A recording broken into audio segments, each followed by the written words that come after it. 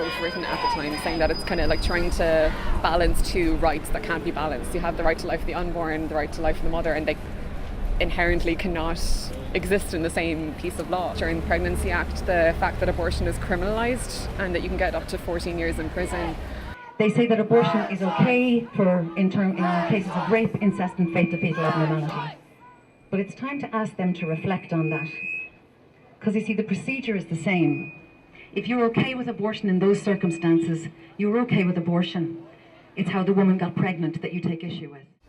Massively traumatic experience for many of having no resources, of no assistance and no options but to carry an unplanned pregnancy to term. The kind of effect that could have on medical practitioners, like there aren't any guidelines within the legislation, and that means that the advice that they give women is going to be kind of bearing in mind that this potential prison sentence is there for helping someone to procure an abortion. And I just think it's really, really dangerous because women aren't going to be getting the kind of advice that they should when it's an issue that could be potentially like dangerous to their life or their health.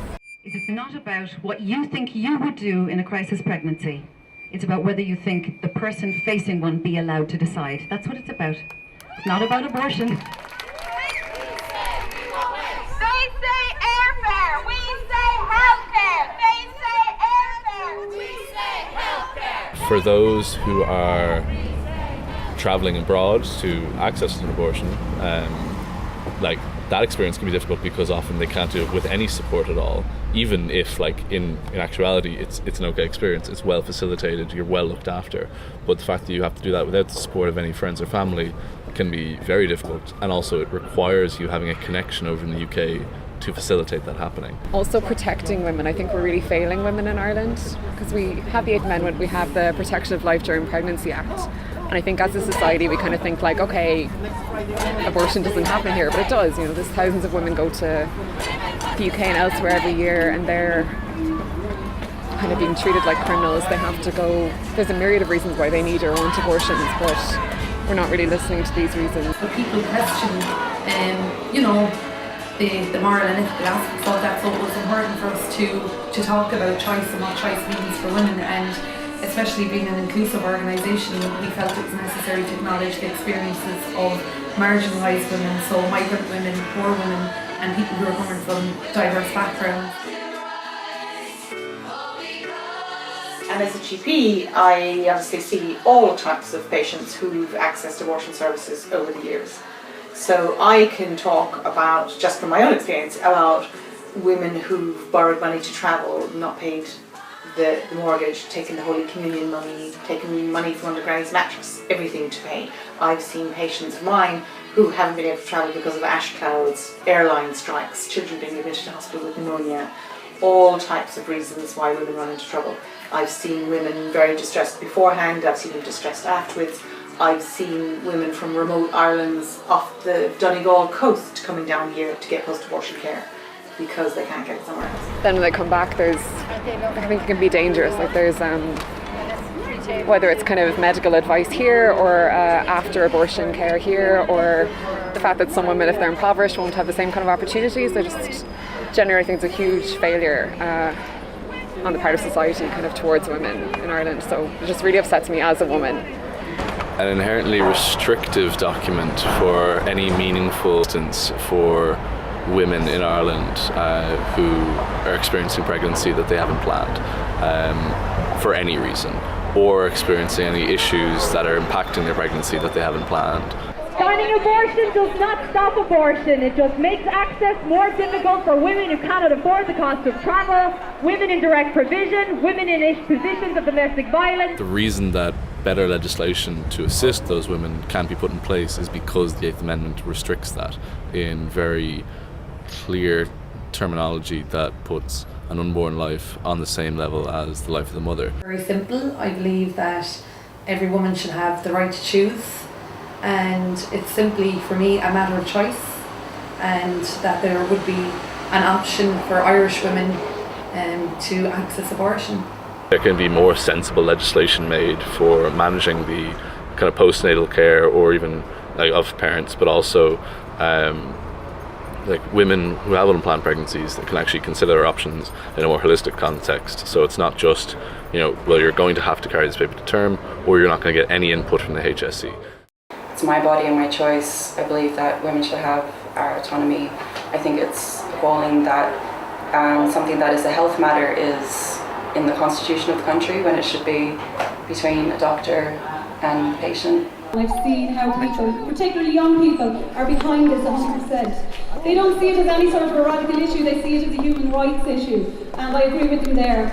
And it's only by lobbying the politicians that we will get anywhere where women will have the option of deciding whether to go ahead or not with a pregnancy, because they have options, because they can get paid maternity, because they can get childcare, and they will have better options of life if they carry on with the pregnancy. It's about human rights, and I want women to be on an equal footing despite of every nationality. So it's also about, I'm French, I'm Tunisian, and we should have the same rights as women because we have the same capacity, we can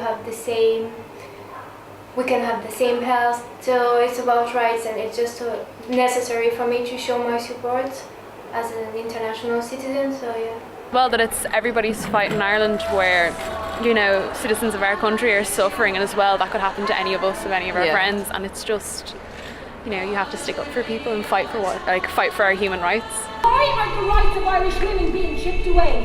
As human beings, are we not entitled to make decisions about our own bodies? Because it's a human right, and women are people, and they deserve to have, equal rights and to be treated as human beings in their own country, and not to be treated as horrible people. I think the Eighth Amendment needs to be repealed, because until it is, there will effectively be no abortion provision for women in Ireland, and women's lives will continue to be at risk. And women will not be able to exercise their reproductive rights and their reproductive autonomy. So taking action is a great way of kind of giving a space for all the anger and frustration and just general disagreement with current legislation and current silence on abortion rights, because it's something that isn't really discussed. Abortion rights aren't this huge divisive issue in so many countries. It's a basic medical health service. You're against abortion for other people you'll never meet, people whose lives and circumstances you don't know. What does that mean? If you're against it, what does that mean that you end up being for? For the horror stories in our media this week, with more to come if nothing changes? Are you for poverty, for suicide, for detention of young women, for first birth, for coercion, for children who can't be looked after properly, for all the stories that we never get to hear? Just having some kind of political action allows people to feel engaged and feel like they're expressing those views and able to kind of throw a blow against what is a really nasty and reductive policy held by a government that has been completely silent on the topic for a very long time and dodging the topic for a very long time. The Ireland of old has barely changed. Its modern evolution exists only in its aesthetic. The picture looks slightly different, but the ethos remains intact. Keep them down, keep them quiet. Well, for the grey men in grey suits who dictate how the women of modern Ireland live, here's some breaking news. We are coming up. We cannot keep quiet anymore. We demand our bodies back. We demand you return them to the rightful owners.